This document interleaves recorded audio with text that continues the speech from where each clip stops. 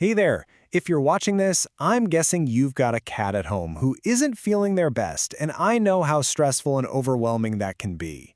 So today, we're going to talk about something that can make a huge difference, giving subcutaneous fluids at home. Now, I know that sounds super intimidating, but trust me, it's this amazing way to help your little friend feel so much better, so much faster. It's a question that probably keeps you up at night. You're doing everything right. You're giving the meds, you're following every single instruction from the vet, but your cat just seems to be going downhill. So, what's really going on? Well, a lot of the time, it's not even about the main sickness. It's this other thing that kind of sneaks in and takes over. And this right here is the real enemy. You see, a sick cat, they don't want to eat, and crucially, they don't want to drink, and that leads straight to dehydration. The problem is, when a cat gets dehydrated, they feel even more sick and tired, which, you guessed it, makes them want to drink even less. It is a really dangerous downward spiral that makes everything worse. So how in the world do we break that cycle? Well, this is where subcutaneous fluids come in, or sub-Q fluids, as you'll probably hear your vet call them. Think of it like a secret weapon. It's basically a shortcut to get those vital, hydrating fluids directly into their system, completely bypassing the fact that they don't feel like drinking, and it helps them feel better fast.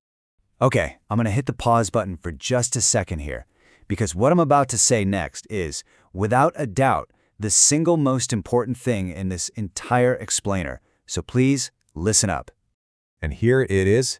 You absolutely cannot learn how to do this from a video, including this one. This is something that you can only do after your veterinarian or a vet tech has given you direct, in-person, hands-on training. Seriously. They'll make sure you're doing it safely, correctly, and in the best way for your specific cat. Alright, so with that super important safety warning out of the way, let's just walk through what this process generally looks like. The whole point here is just to show you what's involved so it's not so strange or scary when your vet shows you how to do it for the first time. Your vet's going to send you home with a little kit. It's really simple. You'll get a bag of sterile fluids, an administration set, that's just the fancy name for the plastic tubing, and of course, the right needles. That's pretty much the whole shebang. The whole process is actually really straightforward. You'll hang the bag up high so gravity can do the work.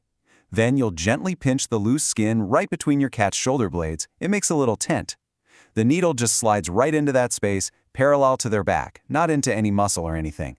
Then you just open the little valve on the line, let the fluid flow, and once you're done, you close it up and slide the needle right out. Your vet will walk you through every single step, I promise. So how much fluid are we talking about? Well, a typical session is somewhere between 50 and 100 milliliters. But listen, your vet will tell you the exact amount your cat needs. Now, as the fluid goes in, you're going to see this kind of squishy, water balloon-like lump form under their skin. Do not panic. That is totally normal. It just means the fluids are there, and their body will gradually soak it all up over the next few hours. Okay, so that's the how, but let's talk about the why. Why are we even doing all this? Because honestly, the payoff for your cat's health and happiness can be absolutely massive. I mean, this quote from the source material just says it all. It talks about senior foster cats, especially ones with chronic kidney disease, which is so common. For these cats, getting fluids at home meant they felt better, they ate better, they just had a much better quality of life for a lot longer. It can be a true game changer. So, as we wrap things up here, what's the one big idea you should walk away with? Well, it really all boils down to a single but really empowering idea about caring for your best friend. Look, learning to give sub-Q fluids isn't just about doing some medical thing. It's about turning a scary health problem into something you can actually manage. It's a powerful act of love that, with your vet as your guide, you are totally capable of learning. And it can give your cat more comfort, better health, and more good days with you. And that just leaves us with this final thought. We tend to think that the best medical care can only happen in a clinic. But what if we flip that idea on its head? What if the most compassionate, most effective care is something you can give your cat right there in your living room where they feel the safest and most loved? It's a powerful way to take an active role in their well-being, right where they belong, at home.